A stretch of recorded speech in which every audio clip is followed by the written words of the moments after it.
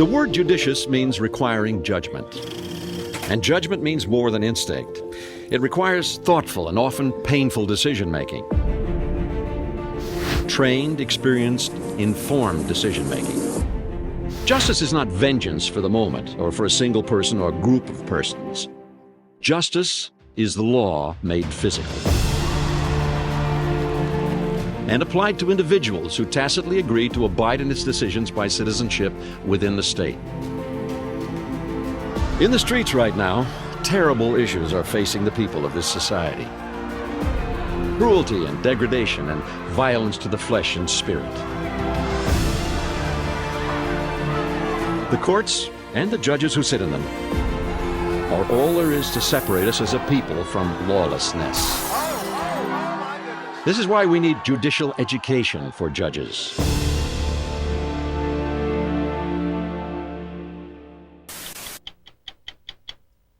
Imagine for a moment that you are a lawyer in a small or medium-sized American city, and you're good enough to have just been appointed to the bench. I, John Burdett. Now you're a judge with a whole new set of things to learn.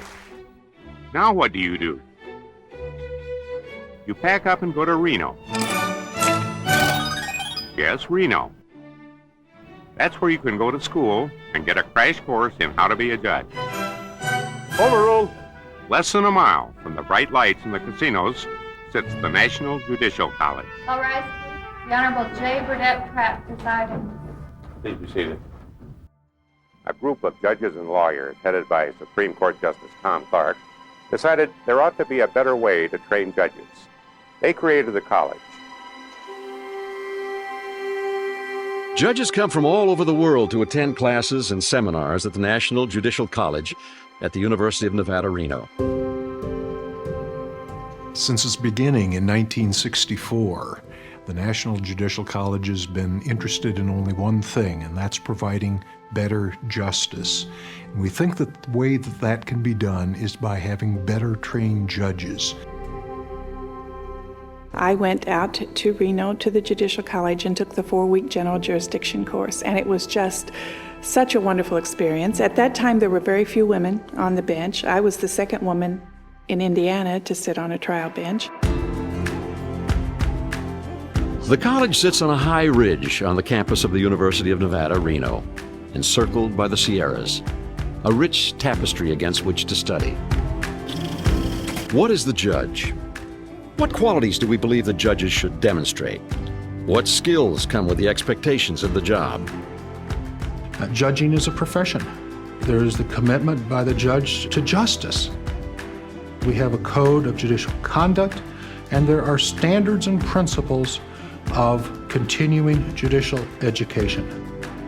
Where else could a group of appellate judges studying writing style have as a guest lecturer a United States Supreme Court justice and take part in a discussion of each word in the opening sentence of a landmark decision that the justice himself authored?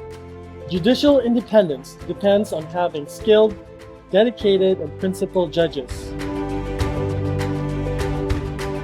At this time of deep political and cultural divisions, there's never been a time when it was more important to have an independent and impartial judiciary led by exemplary judges. Keep fighting the good fight.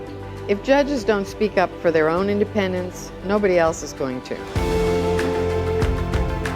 Imagine that you, as an individual or as a corporation, should find yourself in court before a judge.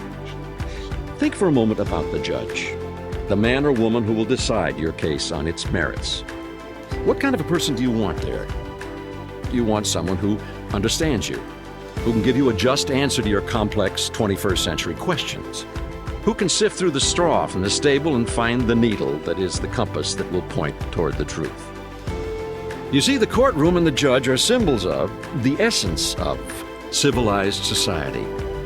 If the system doesn't work, neither does the society. No judge who's elected or appointed to judicial office aspires to be average. And the peer-to-peer interaction, coupled with the extraordinarily rich exchanges that take place here at the NJC from teacher to student, goes a long way to making it possible for every judge to be absolutely the best judge that he or she can be.